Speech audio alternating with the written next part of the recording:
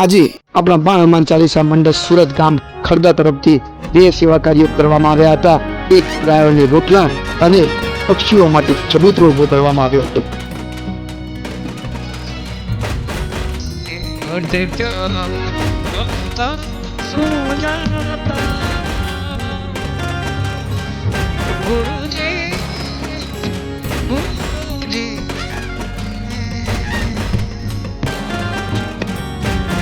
Glorious,